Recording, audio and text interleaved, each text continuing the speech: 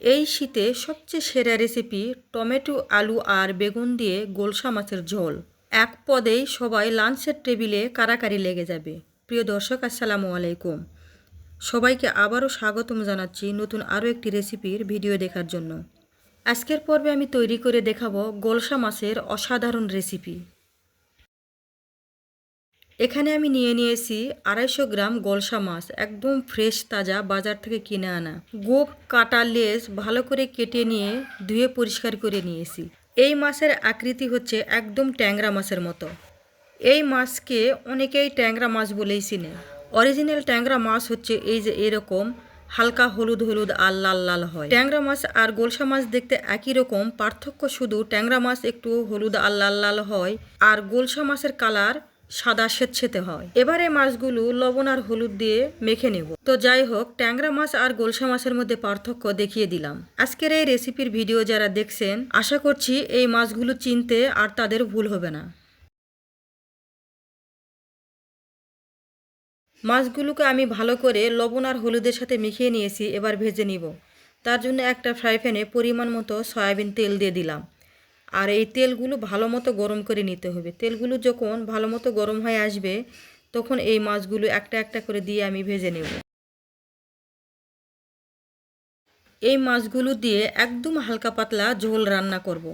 একদম ফ্রেশ তাজা, যখন বাজার থেকে নিয়ে এসেছিল জ্যান্ত তাজা মাছ ছিল। আর এই মাছগুলো বেশি মশলা দিয়ে রান্না করলে খুব একটা ভালো লাগবে না, তাই কম মশলায় একদম হালকা পাতলা করে এই মাছটি রান্না করে নিব।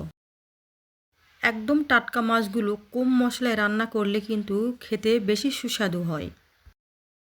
মাছগুলো কিন্তু আমি খুব কড়া করে ভেজে নিব না, একদম উল্টে পাল্টে এপিট উপিট করে হালকা করে মাছগুলো আমি ভেজে নেব। তো দেখুন, মাছগুলো আমার ভেজে নেওয়া হয়ে গেছে। এবার উঠিয়ে নিব। আর মাছগুলো কিন্তু আমি একদমই কড়া করে ভেজে নিইনি। একদমই টাটকা আর তাজা মাছ খুব বেশি কড়া করে ভেজে নিলে রান্না করার পরে কিন্তু খেতে খুব বেশি ভালো লাগে না। ওই একই তেলে আমি এবার আলুগুলোকে ভেজে নেব। আলুগুলো আমি এভাবে পিস করে কেটে নিয়ে আগে থেকে ধুয়ে নিয়ে পানি ঝরিয়ে নিয়েছি।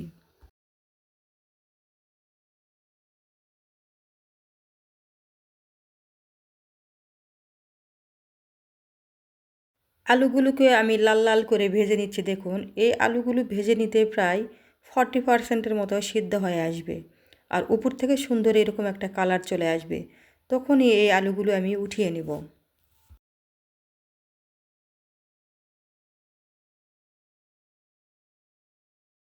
এই তেলেই আমি বেগুনগুলোকেও ভেজে নেব। এখানে আমি মাঝারি সাইজের 2টি বেগুন এরকম করে পিস করে কেটে নিয়েছি।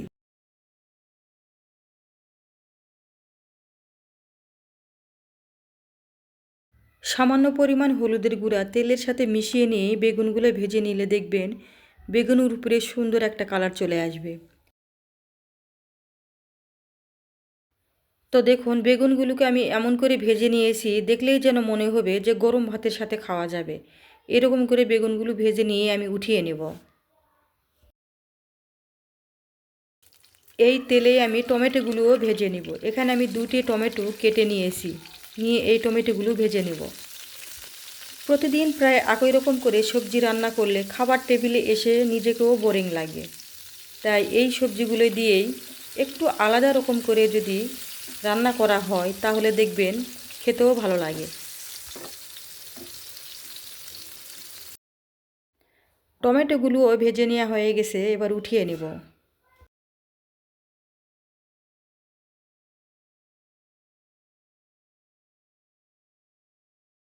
সবজিগুলো ভেজে নেওয়ার পরেই দেখুন কতটা লোভনীয় লাগছে। দেখেই মনে হবে এই সবজিগুলো দিয়েই ভাত খাওয়া যাবে।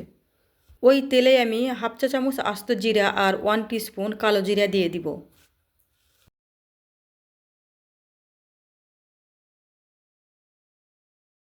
এই মশলাগুলো তেলের সাথে কয়েক সেকেন্ড ভেজে নিয়ে এখানে আমি একটি টমেটো পেস্ট দিয়ে দিব।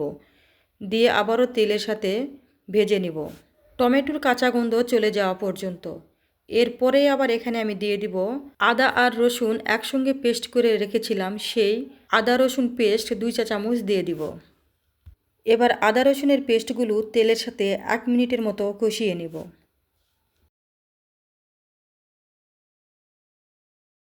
এবার চুলার জাল কমিয়ে দিয়ে স্বাদমতো লবণ দিয়ে দিব, হাফ চামচ হলুদের গুঁড়া আর 1 চা চামচ শুকনা মরিচের গুঁড়া দিয়ে দিব,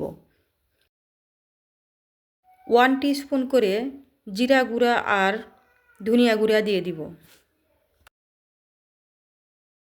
এবারে মশলাগুলো একসঙ্গে তেলের সাথে মিশিয়ে নিব আর প্রায় 2 মিনিটের মতো এই মশলাগুলো এভাবে ভেজে নিব।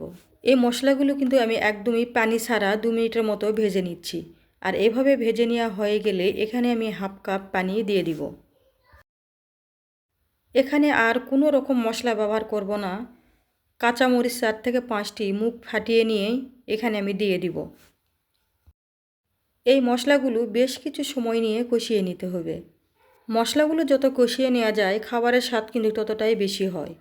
এভাবে মশলা থেকে যখন তেল বেরিয়ে আসবে, অর্থাৎ মশলার উপরে তেল ভেসে উঠবে, তখন এখানে আমি ভেজে রাখা আলুগুলো দিয়ে দিব।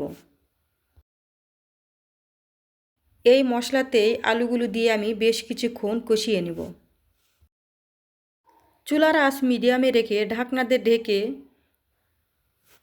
আলুগুলো আমি 3 থেকে 4 মিনিট এভাবে কষিয়ে নেব।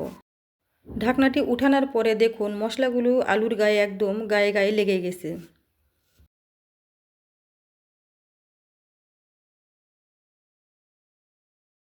এবার বেশ কিছু পরিমাণে পানি এখানে দিয়ে দিব। যতটা পানি প্রয়োজন আমি একবারেই পানিগুলো দিয়ে রান্না করে নিব।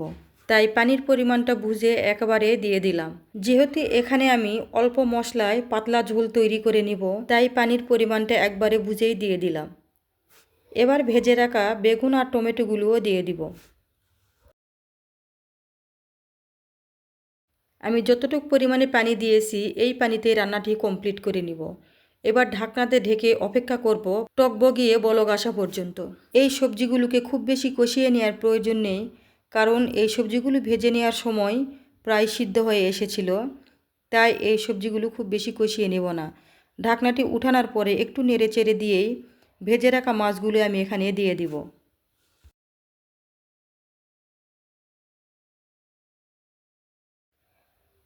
খুন্তির সাহায্যে মাছগুলোকে সবজির নিচে দিয়ে দিব, যাতে তেল মশলা খুব ভালো মতো মাছের ভিতরে প্রবেশ করে।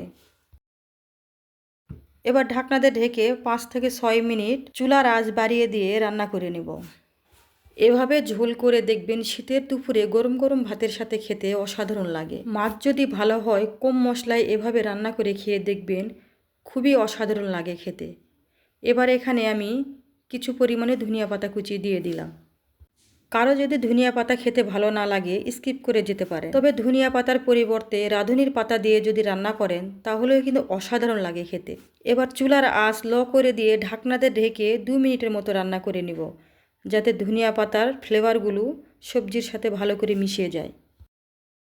আমার রান্নাটি কিন্তু কমপ্লিট। এবার একটি বোলে সার্ভ করে দেখিয়ে দিচ্ছি। শীতের দুপুরে এরকম সবজি আপনারাও তৈরি করে নিতে পারেন। আর তৈরি করে খাওয়ার পরে অবশ্যই কমেন্ট করে জানিয়ে দিবেন কেমন হয়েছে। রেসিপিটি ভালো লাগলে বেশি বেশি লাইক, কমেন্ট আর শেয়ার করে দিবেন।